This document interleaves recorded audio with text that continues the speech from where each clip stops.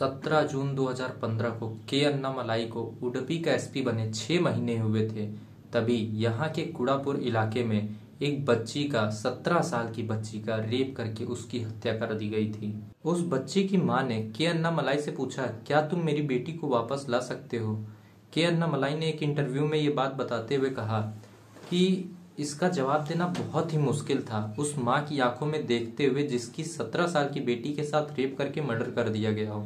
लेकिन मैंने उनसे कहा, नहीं, ये तो मैं नहीं कर सकता, लेकिन मैं ये जरूर सुनिश्चित कर सकता हूँ कि वो सबके दिलों में बनी रहे और सबको याद रहे और गुनहगारों को उचित सजा मिल सके। के अन्नामलाई का आज इतना जिक्र क्यों? क्योंकि कर्नाटक के डर के इस पूर्व आईपीएस ऑफिसर को तमिलनाडु में बीजेपी का स्टेट प्रेसिडेंट चुना गया है और ये राज्य में अब तक के सबसे युवा अध्यक्ष हैं और तमिलनाडु में इन्होंने अपना और बीजेपी का नाम बहुत बड़ा कर दिया है।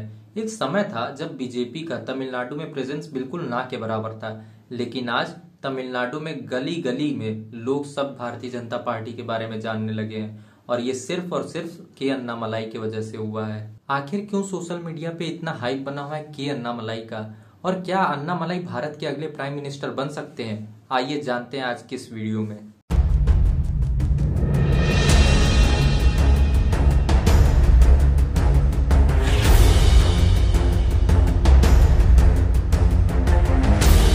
दो 2024 में तमिलनाडु एक नया इतिहास रचने जा रहा है। मैं विशेष रूप से भाई अन्नामलाई को अनेक अनेक शुभकामनाएं देता हूं।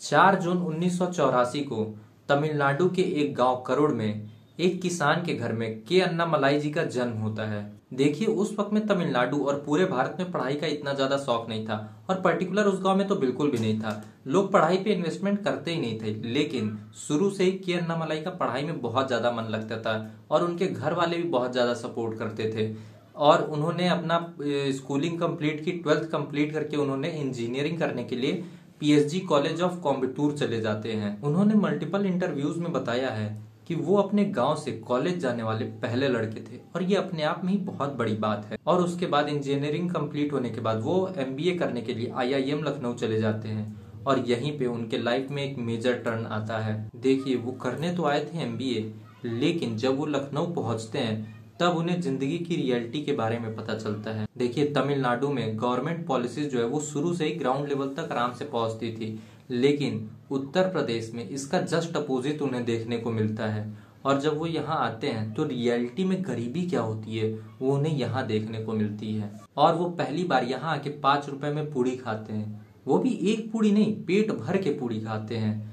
ये देखकर उन्हें बहुत ज्यादा शौक लगता है। बेसिकली यूपी आना उनके लिए कल्चरली शौक था। और पूड़ी खाने के बाद वो देखते हैं कि जो दुकानदार है वो मुस्कुरा रहा था, मतलब कि जो दुकानदार है वो उतने पैसे में ही खुश था।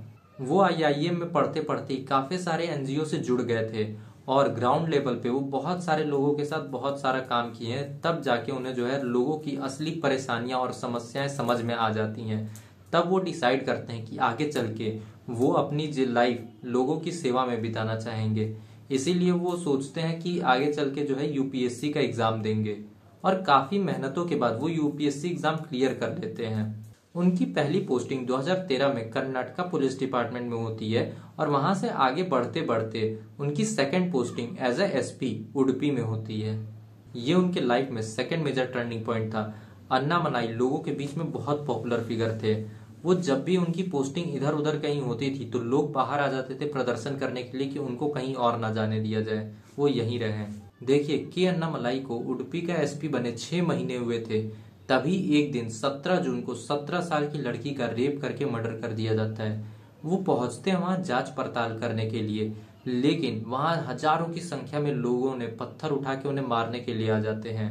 उस दिन उनकी लाइफ चेंज होने वाली थी। देखिए, उन्होंने सिविल सर्विसेज ज्वाइन किया था लोगों की सेवा करने के लिए, सोशल चेंजेस लाने के लिए, लेकिन यार आप भी जानते हैं पुलिस के पास इतना कहाँ पावर होती है। उन्हें बहुत सारे लॉज एंड ऑर्डर्स में खेलने होते हैं। पुलिस में रह के ये काम करना इतना आसान तो नहीं है। उन्हें ये बात रियलाइज हो जाता है कि यार इससे तो काम नहीं होगा। ये समझ जाते हैं कि अगर कुछ बड़ा चेंज लाना है तो पहले मुझे कुछ बड़ा बनना पड़ेगा। पर उस टाइम वो काफी समय तक अवॉइड करते हैं पॉलिटिक्स में आना और वो अपना एक एनजीओ खोल लेते हैं वी द लीडर्स। और फिर उनकी पोस्टिंग कैलाश मानसरोवर यात्रा में कर दी जाती है। और उसके बाद वो काफी टाइम से सोच रहे थे कि वो पॉलिटिक्स ज्वाइन करें या ना करें, क्या करें समझ नहीं आ रहा था। लेकिन तब भी फिर ये भी बात आ जा रही थी कि उनकी आइडियोलॉजी किस पार्टी से मैच करती है।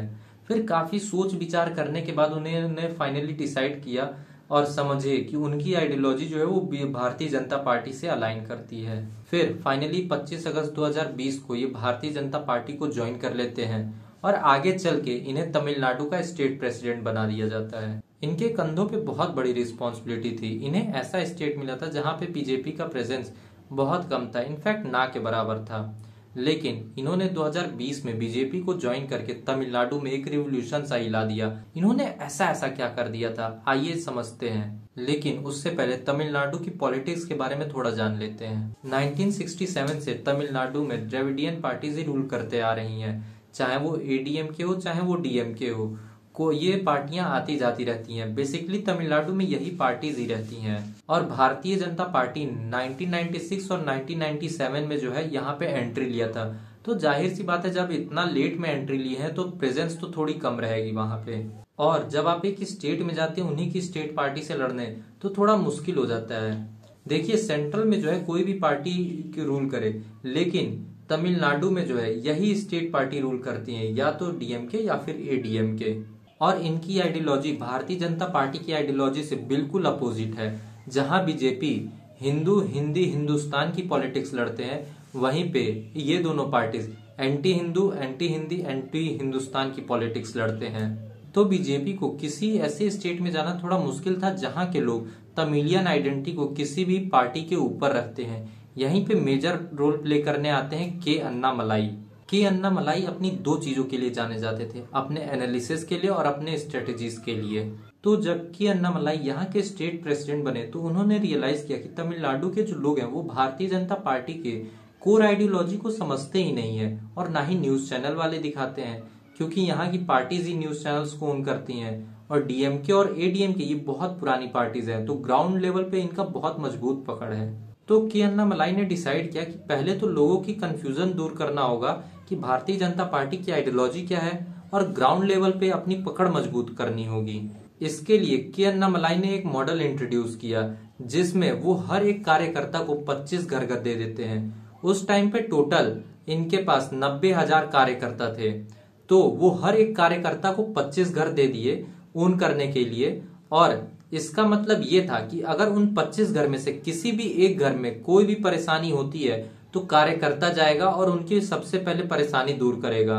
तो इससे होगा क्या, इससे होगा ये कि लोगों के बीच में अवेयरनेस फैलेगी, लोगों को ये समझ में आएगा कि भारतीय जनता पार्टी की आइडियोलॉजी क्या है और वो तमिलनाडु में करना क्या चाहते हैं। ये बहुत जीनियस प्लान था के अन्नामलाई का, और भी उन्होंने बहुत सारे काम किए हैं। इन सब चीजों से के अन्नामलाई को बहुत सफलता मिली है और वो बहुत जल्दी फेमस हो गए हैं। लेकिन फिर भी अभी भी के अन्नामलाई लोगों और पार्टी के बीच में डिस्कनेक्ट फील कर रहे थे, तो वो एक यात्रा का ऐलान कर देते हैं, एन मन एन मकल यात्रा। इसका मतलब माई लैंड माई पीपल यात्रा। तो इस यात्रा का बेसिक पर्पस ये था कि तमिलनाडु के हर एरियाज में से ये यात्रा जाएगी और लोगों के बीच में भारतीय जनता पार्टी के बारे में प्रचार प्रसार करेगी और बेसिकली तमिलनाडु के लोगों से क्लोज आने की कोशिश करेगी। और आसान भाषा में बोले तो ये एन मन एन मकल यात्रा जो है ये भारत जोड़ो यात्रा की सक्सेसफुल वर्जन है। और इस यात्रा को रामेश्वरम से 28 जुलाई 2023 को शुरू किया जाता है और अभी कुछ दिन पहले ही खत्म हुई है।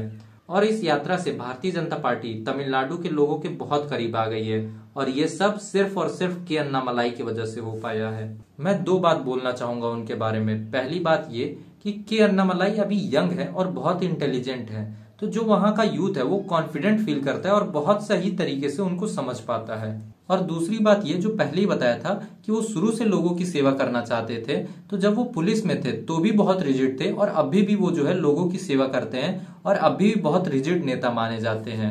देखिए एक समय ऐसा था जब सनातन धर्म हिंदी हिंदुस्तान का जो कल्चर था वो बिल्कुल भी प्रेजेंट नहीं था, लेकिन आज के अन्नामलाई की वजह से सनातन धर्म तमिलनाडु में एक कूल चीज बना दे रहे हैं और इस कूल चीज को तमिलनाडु के बहुत सारे लोग फॉलो भी करने लग रहे हैं।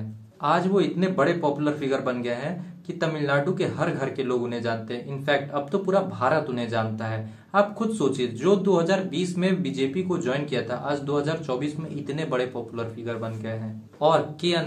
और मेरे हिसाब से के अन्नामलाई जैसा नेता हमें भारत में चाहिए। और जितने ज्यादा इंटेलिजेंट और ट्रांसपेरेंट नेता हमें ऐसे मिलेंगे, उतना जल्दी भारत जो है वो ग्रो करने लगेगा। और आपको हमारी इतनी मेहनत कैसे लगी, कमेंट सेक्शन में बताइए। लाइक शेयर कीजिए और चैनल पे नए हैं तो सब्सक्राइब कर दीजिए।